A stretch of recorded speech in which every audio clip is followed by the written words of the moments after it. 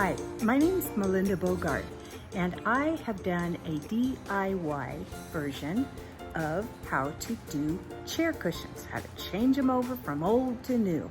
So stick with me, and I think it'll help you out a lot. I started out with this. It's a beautiful chair. Nothing really wrong with the structure of it or anything. It's just that sitting up to the dining table that it matches with, the table is a bit too high. So I decided, as this is a pretty good sized chair, it can handle even more cushion. So I've added 2 more inches to this cushion. Here's the finished version of one of them. Here's the supplies you're going to need: your fabric, a hammer, sewing scissors, a marking pen, needle nose pliers, a Phillips head screwdriver, as well as a flathead screwdriver. I started out doing my chairs with a regular staple gun and was very happy when my husband brought me home an electric staple gun. Staples, polyfill stuffing, and I'm using a pre-cut piece for the seat, which I adapted to the right size and also cut around the top edges to round it off. As I said, this is an amateur version. I do not have a workroom or anything like that. I'm using regular tools from my husband's workbench, and I'm using my front room as my workroom. The first step in the process is to get the seat off of the chair. So you turn your chair upside down. I've already loosened 3 of the 4 corners, and I'm just using a Phillips head.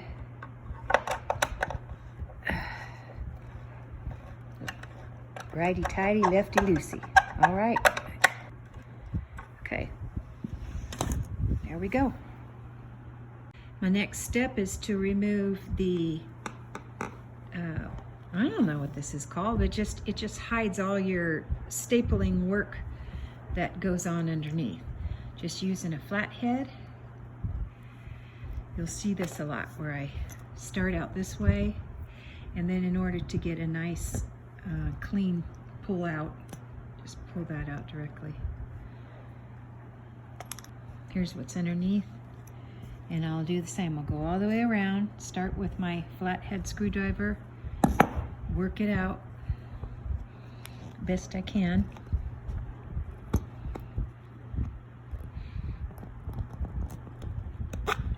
For me, I just get it started, and then I take my needle nose pliers and pull it straight out. It's good to pay attention to how it was previously done, especially if it was a good job like this one, so that you can then copy how they did it. Also, you'll have a different behavior of your fabric based on how thick it is.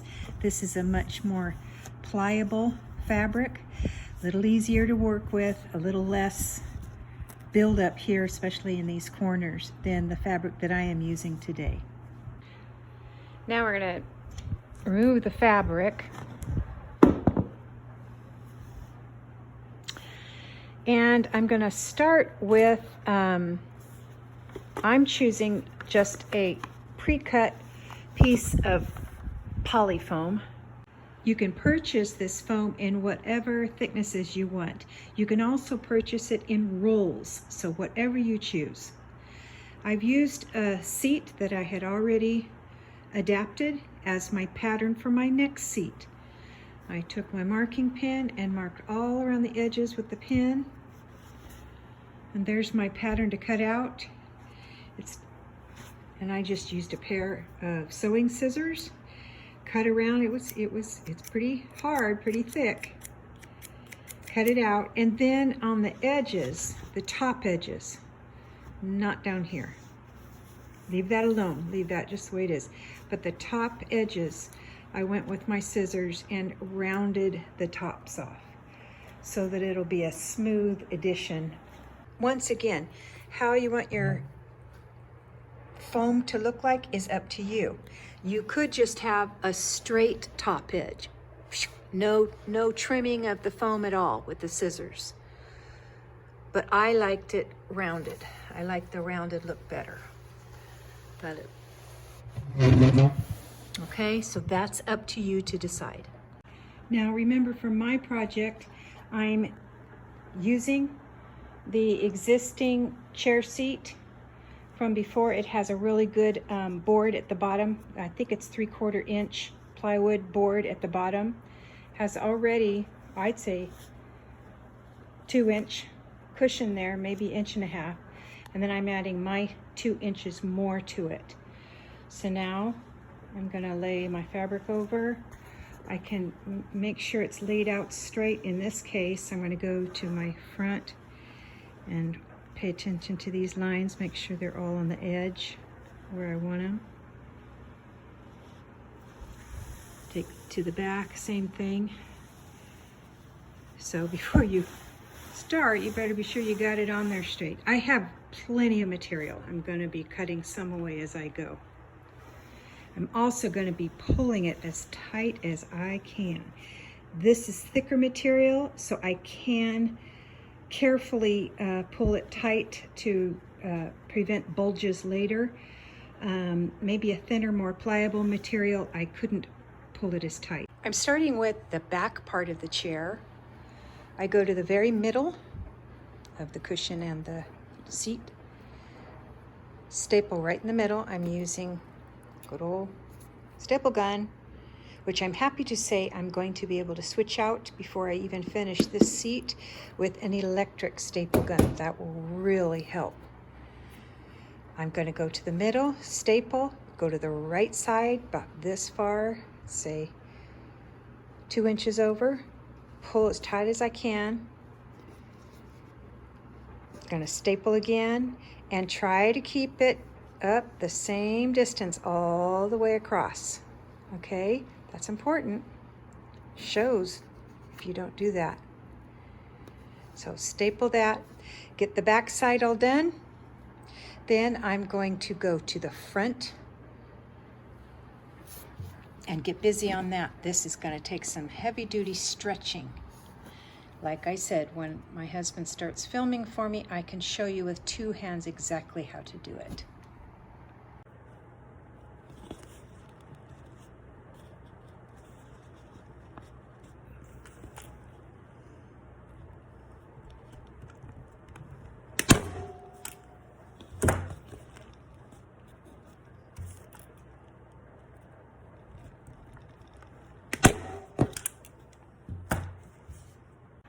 Sometimes your staple doesn't go all the way in because your wood is harder in certain areas. Take a hammer, give it a whack, flatten it out as best you can. Sometimes it was too high up, and in hammering it with the hammer, it's just a mess and you actually break the staple. Take your needle nose pliers, pull it out, and start again. Be very careful to keep this even, how much material you're pulling up. And then go all the way up to, I don't know, what is that? 1, 2, 3, 4, 5 inches from the corner. Because you're going to need to be able to have room once you've got your corners all folded up and put in there. You're going to need to have a little more room to do that final pulling, okay, and stapling. Now, this is, for right now, this is all you do. Now you go to the front of the cushion and seat cover and get busy doing the very same thing on this side. You're going to really pull it real tight. Okay, I'm probably even going to lift up my cushion and just make sure I've got a real good pull. Get it up there and get going on that side. Okay, I have back and front done. Have it take a good look at it. There's actually a pucker here I'm not too pleased with, but I think I can work cushioning to even that out as we go along. All right, so I'm going to be stretching it this way. Once I start stretching each side, it'll probably take care of at least that pucker part. All right, so be sure to check it at least once before you finish off all 4 sides. Now, going over to this side, this is going at an angle, so don't expect it to be straight like that. Go to the middle, once again, pull nice and snug, and I do now have my electric staple gun, which is pretty cool. Here we go. Pull. Pull. I started in the middle.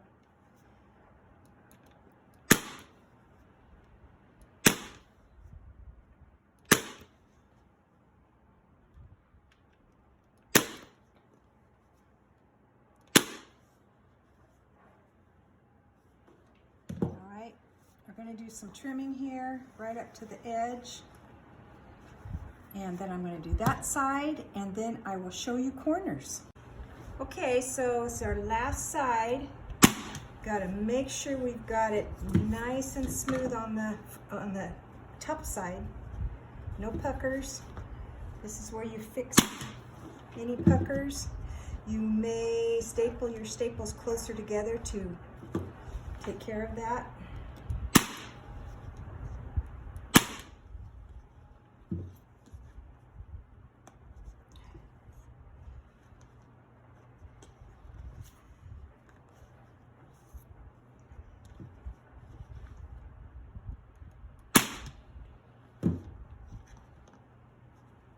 Okay, so here's what I'm going to show you. Before I finish stapling up to here, I want to go back with my hammer because I really want to make sure it's going to hold it right.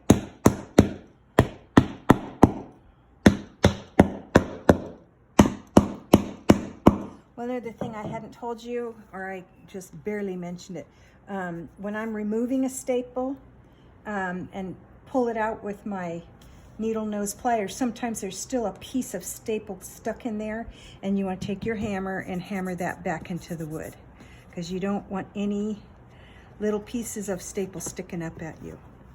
All right, I'll finish this off and then I'm going to show you corners. Okay, we have 3 of 4 corners done. So I want to stress that, okay, here's the back, here's the front, goes wider, okay? Make sure when you are doing your corners and you're doing your folding, you know, to bring your gathering seams, both front corners, you need to be going the same direction with your gathering seams. Okay, so see over here, the back corners, I have them going that way. Well, make sure that this corresponding corner also has my gathers going the same direction. Okay, all right, now we're going to finish this. I'm going to take this up to here. Oh, one more thing I want to show you. Right here in this corner is, you see how that's all, you know, that you're going to see that. So we take our poly fiber and we're going to tuck it inside that empty spot to round this corner. Even bringing it about to right here. So tuck it inside that empty spot in between the 2 cushions. All right, now take the corner, pull it up nice and tight.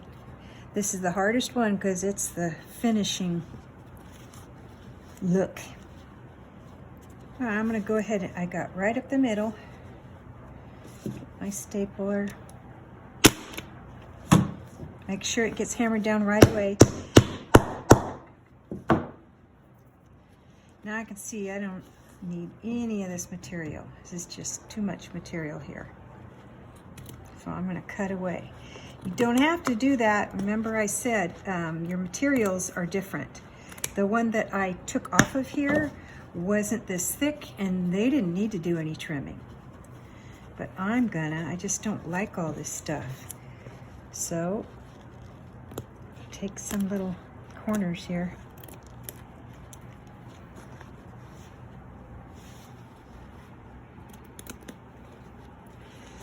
The more, if you have too much material, once you turn it upside down and go to attach it to your chair, you're going to have it. Say this is the edge of the wood on the chair, the base of the chair. And if you have too much material bunching up underneath there, your cushion is going to be spaced. It's not going to be flush into the edge of that wood. All right, so here we go. Looking over here to see what direction to put my puckers. I pull, do maybe a couple of them. Staple those two together. I'm gonna hammer it down after each one on these corners. Remember I said you need that material there because this is where you do all your fixing up the extra material problem. All right.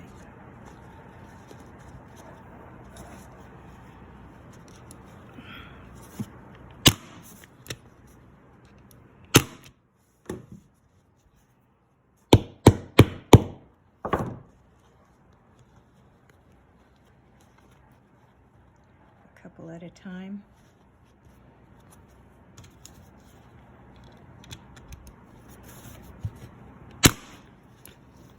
And that went all the way in.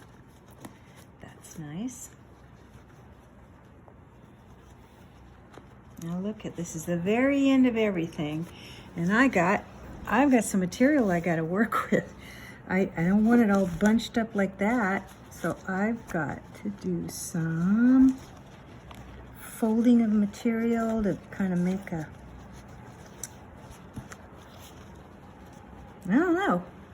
I don't know what you would call it, but make it not look so noticeable.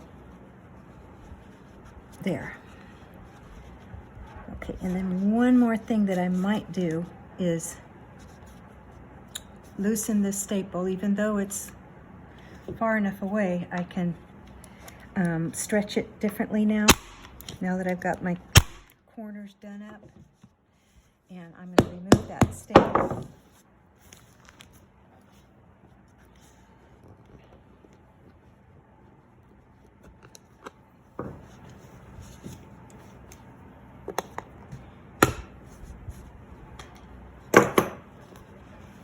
And I can get rid of this nasty pucker here.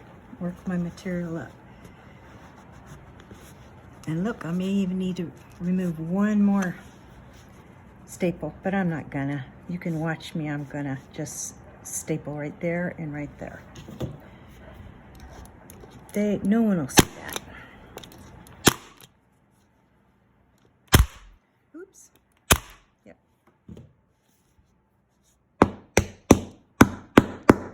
Okay, we're done. I'm probably gonna trim right there. Then I'm gonna put this over. You don't need to watch me doing this. This kind of speaks for itself. I'll fit it here and staple it all around. If I had, like I do have a little more material, so I'll probably try to bring it all the way to hide those staples. This also helps reinforce the material being folded up and holds it even better. The last thing I'm going to show you is putting the seat back on, and we're finished. We are finished. This is that nice cover, hides up all the ickies underneath.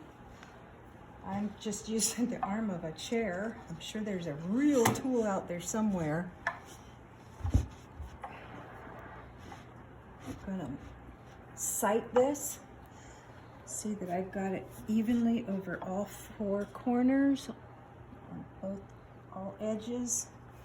Now, this is kind of important. These screws that I'm going to put in here, they're at least 2 inches long, called self-tapping. They are going to grab the fabric of my chair seat and you know, attach themselves to it. So that's how it hooks in really well.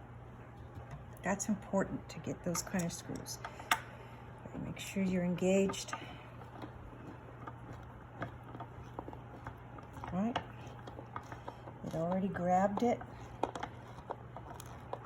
Tight as I can get that.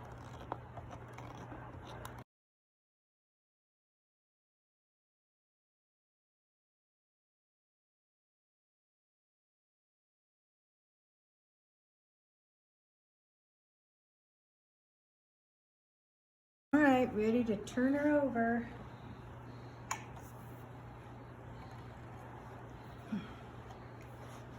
dirty floor, sorry. And there we go, a new seat cover. Why don't you sit down? Oh, okay. Take a load off. Mind if I do? Take a load off. I'm supposed to say Take a lovely load off. All done. Hi, this is Dr. Michael Bogart with Aspect Ministries. I hope you like this DIY video about recovering some chairs for your dining room set. Of course, you can use these techniques for all other kinds of furniture as well that have seat covers. We're not professionals, we're just amateurs. Our specialty, besides the DIY videos we have on our website and on YouTube, is Bible and Ministries. So there's a number of series that you might enjoy. Is the 5-Minute Bible Guides, a series on The Chosen, explaining some of the cultural things that The Chosen kind of assumes that people know. And then there's the Undiscovered Bible series. There's all sorts of stuff about church and ministry, including Melinda's, my wife's, who made the seat covers, called Her Life in a Fishbowl, about women in ministry and especially pastors and ministry wives. I think you might enjoy that blog as well, and you can see if you like them. And we hope that you'd like and subscribe. Thank you very much. God bless.